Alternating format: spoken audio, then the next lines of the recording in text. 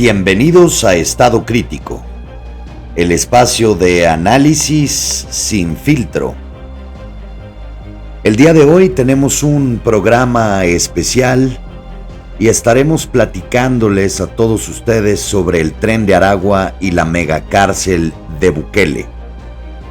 Este tema ha generado gran controversia en la América Latina y en los Estados Unidos, pues el día de ayer hubo la deportación de más de 200 presuntos miembros del Tren de Aragua a El Salvador y el traslado a la megacárcel de máxima seguridad del presidente de El Salvador, Nayib Bukele.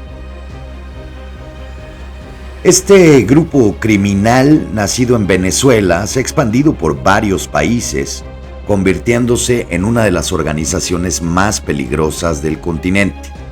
Pero la pregunta es, ¿este traslado es una solución real al problema del crimen organizado o solo una medida política con efectos colaterales? Acompáñanos en este episodio y daremos la historia del Tren de Aragua, la estrategia de Bukele y el papel de los Estados Unidos y las posibles implicaciones de esta decisión.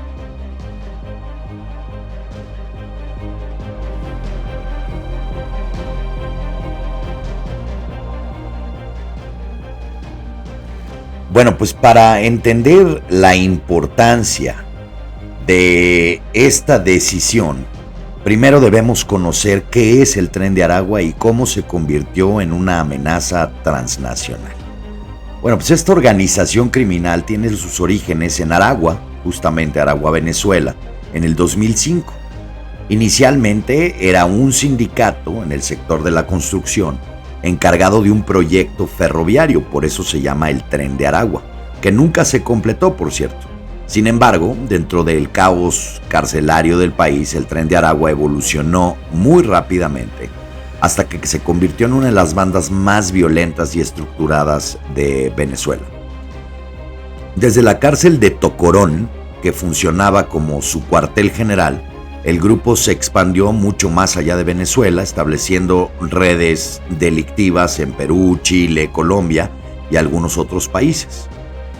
Sus actividades iniciales y actividades principales incluyen el tráfico de personas, narcotráfico, extorsión, secuestro y el sicariato. Sicariato es esto que contratan personas para matar a otras. Pero su poder no solo radica en la violencia, también ha demostrado ser una organización con mucha estructura, con mandos claros, con acceso a tecnologías y conexiones internacionales, lo que ha permitido que ellos operen absolutamente sin impunidad. Ahora, con la reciente deportación de los miembros a El Salvador, surge la duda de si se debilita el Tren de Aragua o se le está dando una nueva oportunidad para reorganizarse. Bueno, vamos a hablar de la decisión de los Estados Unidos de enviar a los presuntos miembros del Tren de Aragua a El Salvador ha sido ampliamente debatida.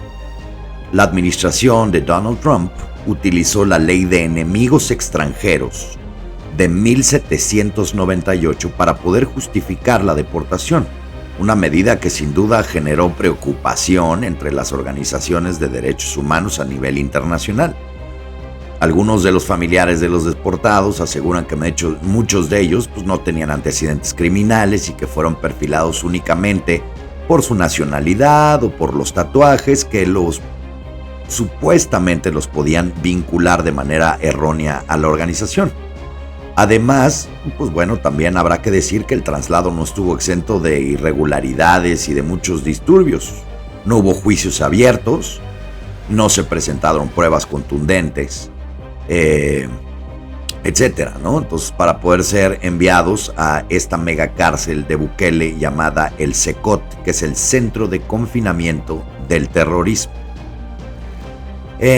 Historias como estas han generado indignación y las preguntas sobre el debido proceso. ¿Se está combatiendo el crimen o se están cometiendo errores que pueden costar vidas inocentes? Para entender por qué los deportados fueron enviados específicamente a El Salvador, es clave analizar la relación entre Donald Trump y Nayib Bukele. Desde que Bukele asumió la presidencia, ha cultivado una imagen de líder fuerte contra el crimen. No sé si ustedes recuerdan, pero bueno, pues el hecho de la creación de esta mega cárcel de Bukele y meter y realmente resolver el problema del Salvador. Algunos amigos que vivan en El Salvador pues podrán dar fe de esto que estuvo sucediendo mucho en El Salvador hasta que realmente llegó Bukele a poner en orden al país. Su política de mano dura contra las pandillas ha sido prácticamente impecable. Las estrategias que tienen sobre cómo la policía y los militares cercaban estos lugares para propiciar que salieran estas personas de las bandas, principalmente de la banda de la Mara Salvatrucha y de la 18, ¿no? Sus estrategias fueron muy elogiadas por algunos y muy criticadas también por otros, debido a que había una falta de transparencia para los arrestos masivos y las condiciones carcelarias. Pero a ver, yo sí quiero aquí decir que a mí me parece que cuando se está actuando contra los criminales se tiene que tener la mano dura, y en ese claro y preciso situación yo estoy de acuerdo con el presidente Bukele. A mí me parece que las organizaciones delictivas no se pueden tratar como aquí en México han tratado de esos espacios de abrazos y no balazos. O sea, realmente hay que entrarle al tema de fondo, y me parece que el presidente Bukele es lo que hizo. Trump, por su parte, ha encontrado que Bukele es un aliado estratégico. Durante la campaña de Trump prometió ser implacable contra la inmigración ilegal, contra el crimen organizado, deportar a miembros tanto del Tren de Aragua como de algunos otros a sus lugares, y en este caso, pues bueno, se está cumpliendo. Se van a la cárcel de máxima seguridad de El Salvador, lo que permite también a los Estados Unidos mostrar resultados concretos a enfrentar los desafíos que existen en el país. Pero la pregunta es, ¿qué gana Bukele con esta deportación? ¿Puede afectar la estabilidad del país, es decir, de El Salvador, al recibir a un grupo criminal tan peligroso?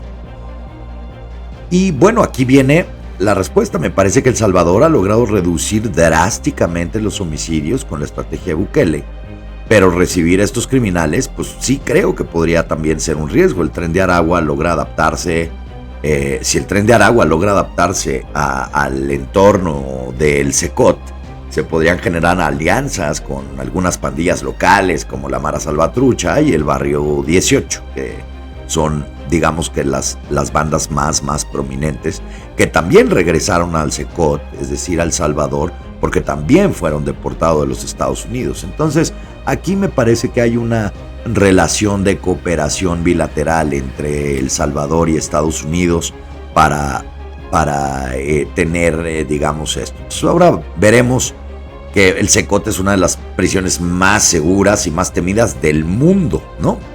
Está construida definitivamente por la administración de Bukele y está diseñado para poder mantener a los criminales en aislamiento total. No sé si ustedes han visto algún documental o esto, que ya hay varios por ahí, de cómo están los reos, solamente tienen un boxer blanco, una playera, no les dan cobijas, se tienen que asear prácticamente, son celdas de 100 personas y los hacen convivir entre bandas, Mara Salvatrucha, el Barrio 18 y ahora el Tren de Aragua. Entonces eso va a ser un ejercicio sociológico bastante importante, que a lo mejor es sujeto de una investigación. Pero la gran incógnita es, ¿esta estrategia le va a funcionar con el Tren de Aragua?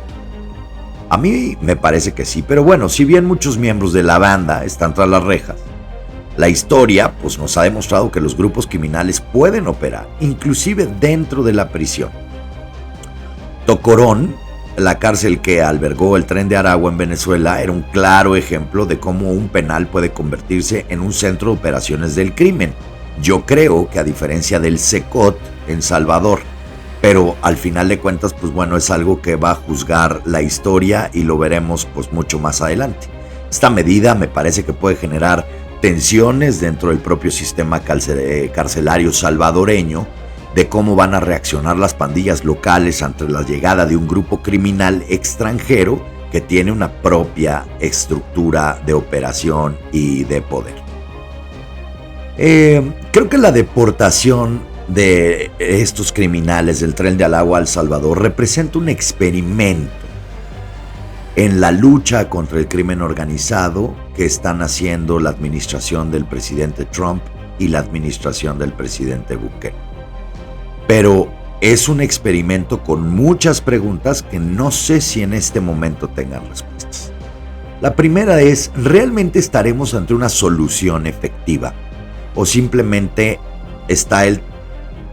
se está, digamos, trasladando el problema a otro país? ¿Podría El Salvador estar asumiendo un riesgo innecesario a estar albergando a estos criminales? La guerra contra el crimen es muy compleja y se requiere de muchas estrategias que vayan más allá de medidas espectaculares.